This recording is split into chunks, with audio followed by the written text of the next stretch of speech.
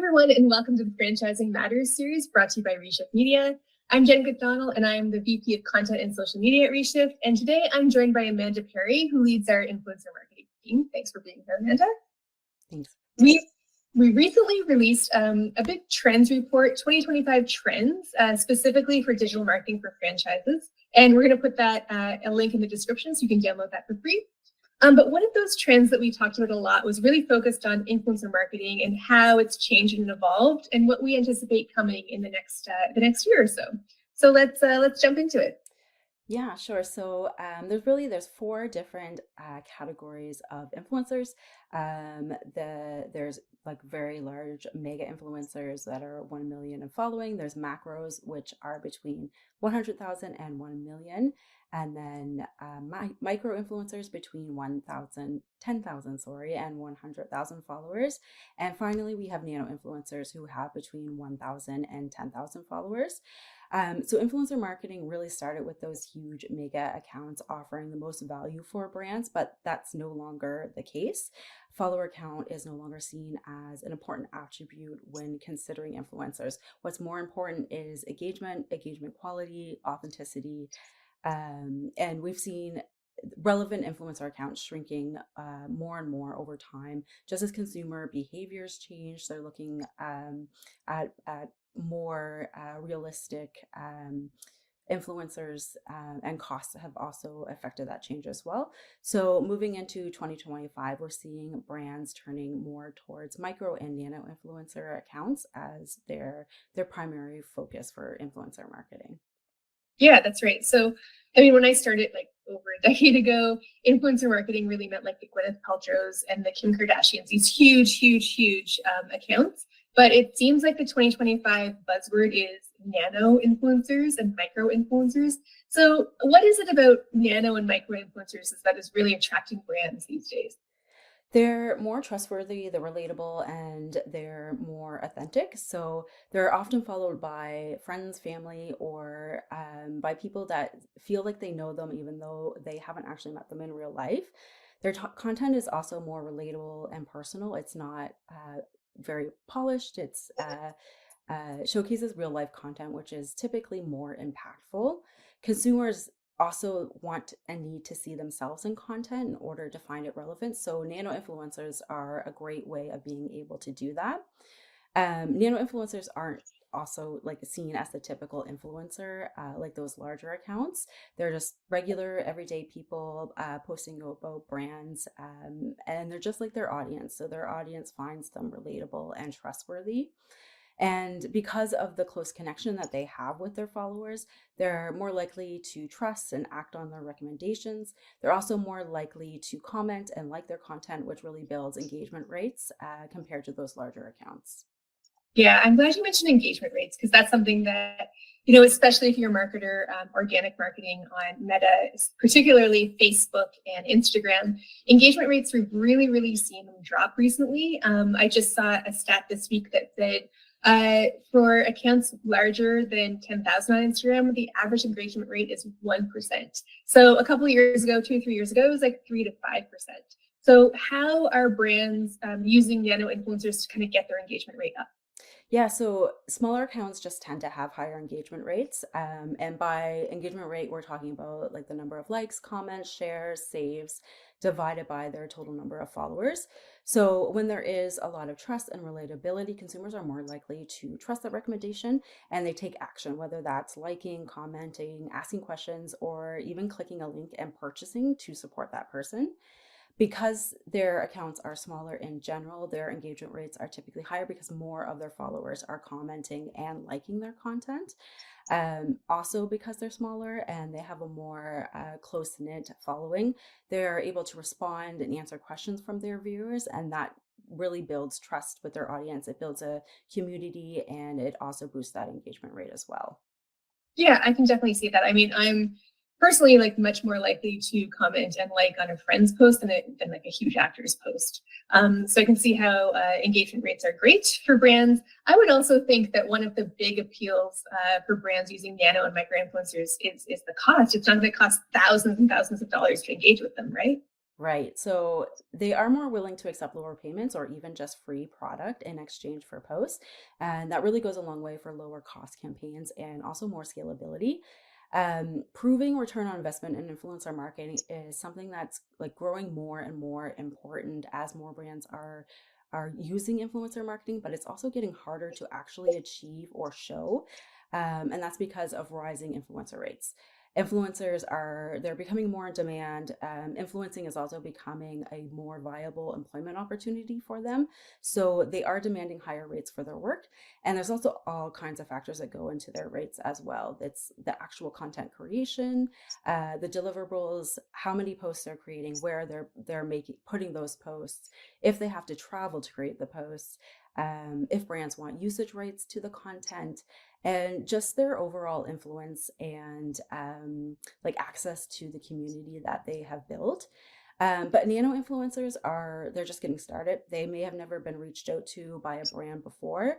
So they're a lot more open to lower rates or product in exchange for posts. And because their accounts are smaller, they're still just building their audience and building their experience. So they look at it as a really great opportunity for themselves as well. And something that some brands are really able to leverage when they're using nano influencers as a strategy is to use their actual true customer base. So they're brand advocates, which is a great place to start looking for influencers. They may already be talking about you as well, so you just have to find them and engage with them. They already love the brand, so there's less of a sell to get them to talk about you. And they also have a more authentic story because they already have an existing story with the brand. Their loyalty, their excitement, their trust, it really shines through in their posts as well. Yeah, I know that when you're looking for, influencers in our franchising program, you often just look at like their local social handles and pick out customers who are already tagging them and talking about them, right? Yeah, exactly. And that also works really well for franchises as well because nano influencers have a more niche following, whether that's like a subject or a topic or a geographic location. So they're also another thing is social media platforms are becoming like the new search engine, especially for local searches. So Gen Z is more likely to type in like best restaurants in Montreal on TikTok rather than on Google. So if you're able to activate like at scale nano accounts on TikTok and other social platforms, this allows brands to be present when and where potential customers are actually looking for them. And it's with like a trusted message that doesn't look like it's from the brand. It looks like it's from just a regular everyday person. Yeah, that totally makes sense. Now, I know when you are launching Instagram influencer programs or TikTok influencer programs with our franchise partners, you're usually choosing like a few different cities and you're picking nano influencers across, quite a few locations. Are you only picking nano influencers? Is it only the very small under 10,000 influencers that you're looking for, or is it kind of a mix? Not always. There's a really popular strategy where you implement nano influencers alongside micro and then even some macro influencers. Like those larger accounts are really great for driving mass reach and mass awareness at scale, but the nano accounts allow for like a more targeted reach by location and also for building brand trust because they're more relatable and trustworthy in general. So the two different influencer categories really go hand in hand to reach a large audience while also boosting brand lift and boosting brand trust. Okay, so just to recap, you've told us that nano influencers are cheaper, they're more locally relevant, they have much higher engagement rates than some of the bigger accounts. Any other reasons that we're missing about why brands would want to partner with like these smaller nano influencers? Authenticity. That's a really important thing in influencer marketing. It has been for a while, and it's only becoming more and more important. Um, these smaller accounts are more authentic. They're more real, more trustworthy. And brands should really let the influencer tell their own story as well. Brands can provide like guidelines and guardrails, like themes or benefits to highlight, but the influencer should create a post that's really unique, really authentic to them. And that's going to be how they connect with their audience. Uh, all influencer posts shouldn't come back looking exactly the same or highlighting one key thing. There should be diversity in the posts so that it can relate to with different audiences and different people. And working with a diverse range of nano influencers is a great way of being able to do that as well. Brands shouldn't be too prescriptive with what they are asking for with influencer posts. It just won't hit home with their audience. Let the influencer do their thing. Yeah, that's for sure.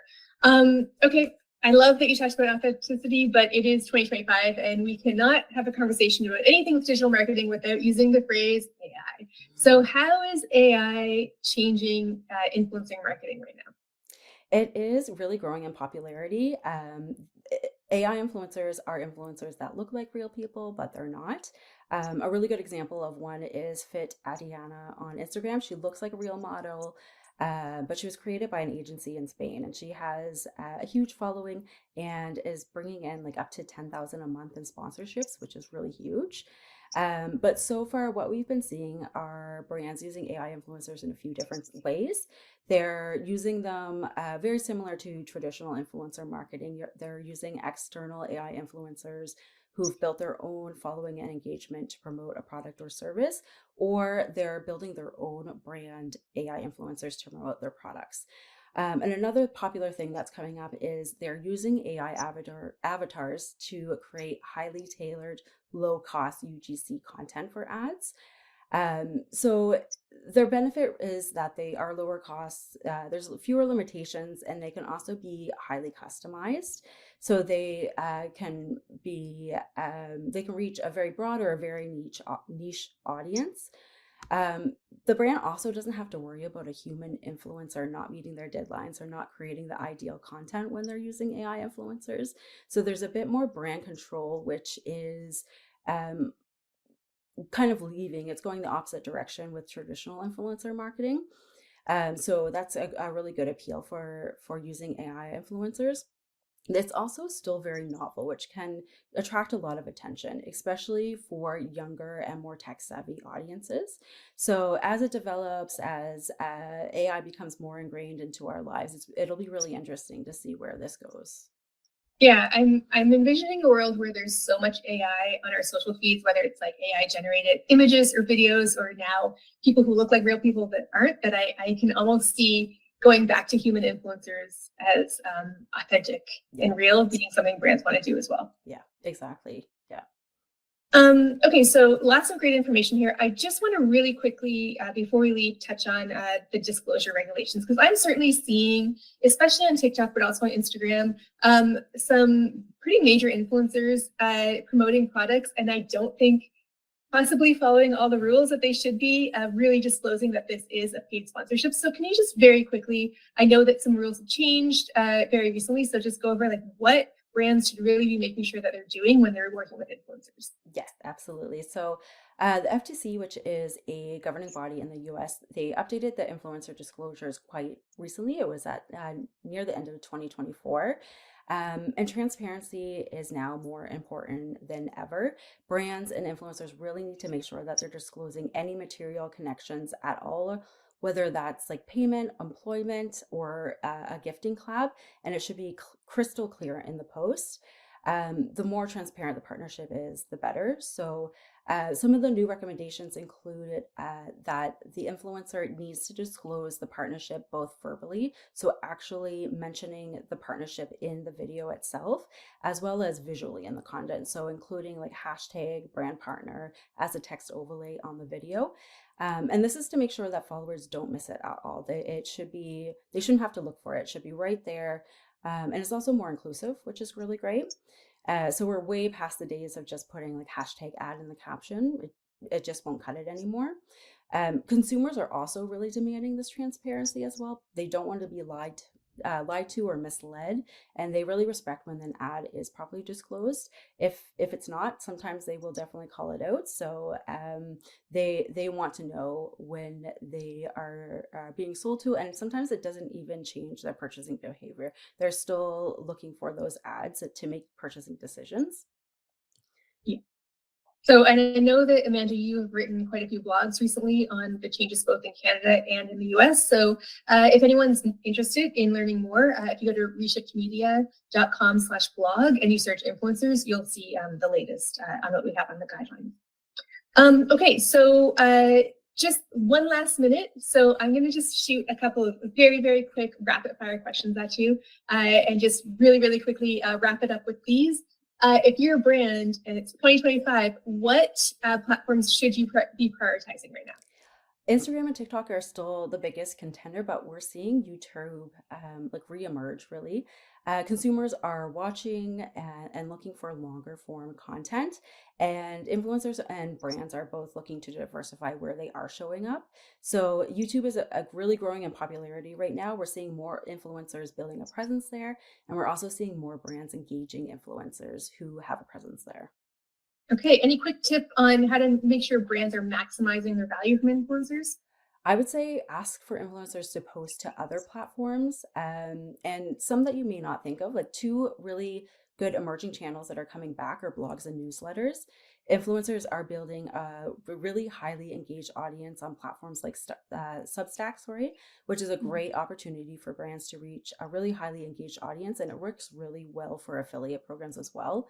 Blogs are also really coming back. Consumers are looking for longer stories, they're looking for more information, and that's really fueling the rise of blogs again.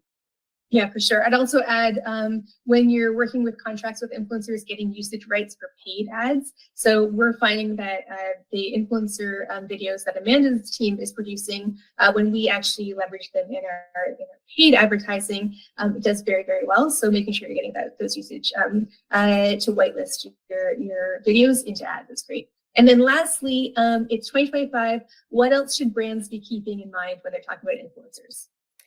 I think they need to look at diversifying. So there's a lot of uncertainty with TikTok, and algorithms are always changing. So diversifying platforms and where you're working with influencers is really important right now. That's awesome. Okay, thank you so much, Amanda. This was a lot of great information. And like I mentioned, Reshift did just release a 2025 trends report. We are going to put the link in the description so everyone can download that for free. And it talks about all the other things that we're predicting in franchise marketing. So we talk about search, we talk about design, we talk about organic social media versus paid social media. There's a ton of information in there, so I hope you download it. And thank you for watching.